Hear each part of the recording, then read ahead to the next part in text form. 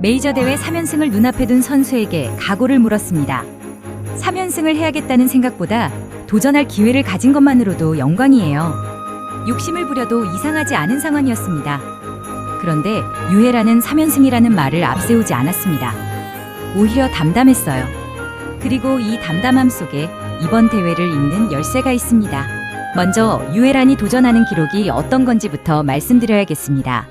유해란은 지난달 KPMG 챔피언십을 우승했습니다. 그리고 이달 초 에비안 챔피언십도 우승했어요. 메이저 2연승입니다.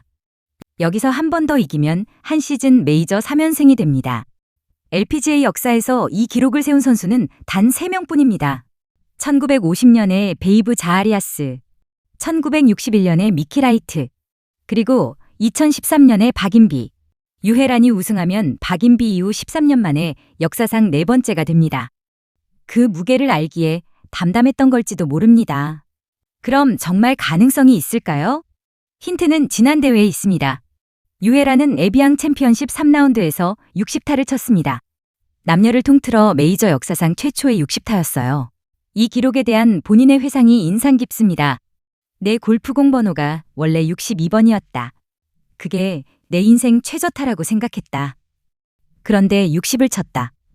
믿기지 않아서 캐디랑 다시 세어봤다. 자기가 정한 인생 최고 기록을 스스로 갈아치운 순간이었습니다. 그러면서 이렇게 말했어요. 그 어려운 코스에서도 해냈으니 어떤 코스에서든 낮은 스코어가 나올 수 있다. 다만 이번 무대 앞에서는 겸손했습니다. 나는 링크스 코스에선 여전히 신인이다. 그런데 대회를 준비하는 선수들에게서 이상한 공통점이 발견됐습니다. 세계 최고의 선수들이 약속이나 한 듯 똑같은 걸 걱정하고 있었어요. 먼저 유해란. 신인들에게 조언을 부탁받자 이렇게 답했습니다. 러프랑 페어웨이는 괜찮다. 그런데 그것만큼은 정말 답이 없다. 그냥 거기엔 넣지 마라. 지난해 이 대회 챔피언 야마시타 미유도 목표를 이렇게 말했어요. 4일 내내 그것만 피하는 게 목표다. 세계 2위 진호 티티쿤도 말했습니다. 매 홀 그걸 어떻게 피할지가 관건이다. 세 선수가 입을 모아 겁낸 것. 그게 뭘까요? 바로 벙커입니다. 이번 대회가 열리는 로열 리덤에는 항아리 벙커가 있습니다. 입구는 좁고 깊이는 깊어서 한 번 빠지면 탈출부터 숙제인 함정이에요. 그런데 이게 몇 개인지 아세요? 174개입니다. 코스 전체가 함정으로 둘러싸여 있는 셈입니다. 그래서 이 대회는 누가 잘 치느냐보다 누가 이 벙커를 안 밟느냐로 갈립니다. 여기에 바다에서 부는 강한 바람까지 더해집니다. 아무리 세계 1위라도 한순간에 무너질 수 있어요. 힘이 아니라 인내심, 욕심이 아니라 선택. 로열 리덤은 그런 코스입니다. 이번엔 특별한 사연을 가진 선수 이야기입니다. 잉글랜드의 22살 로티 워드입니다. 워드는 어릴 때 골프 팬이었습니다. 직접 이렇게 회상했어요. 나는 골프 역사의 팬이다. 이 대회를 여러 해 동안 봐왔다. 가장 기억에 남는 건 2018년 조지아 홀이 바로 이 로열 리덤에서 우승했을 때다. 모든 라운드를 다 보면서 잉글랜드 선수를 응원했다. 그리고 이렇게 덧붙였습니다. 어릴 때 조지아 홀과 찰리 헐 같은 선수들을 늘 우러러봤다. 그런데 놀라운 건 그가 우러러봤다던 찰리 헐이 이번 대회 경쟁자라는 사실이에요. TV 앞에서 응원하던 아이가 이제 그 무대에 자신의 우상과 나란히 섰습니다. 워드는 지난주 스코틀랜드 오픈 디펜딩 챔피언이자 현재 세계 5위입니다. 동경하던 무대에서 동화를 완성할 수 있을까요? 방금 나온 찰리 헐 이야기도 해야겠습니다. 헐은 잉글랜드의 홈 히어로지만 아직 메이저 우승이 없습니다. 그것도 준우승만 5번이에요. 얼마나 애가 탈까요? 그런데 이 선수가 지난주에 큰 사고를 쳤습니다.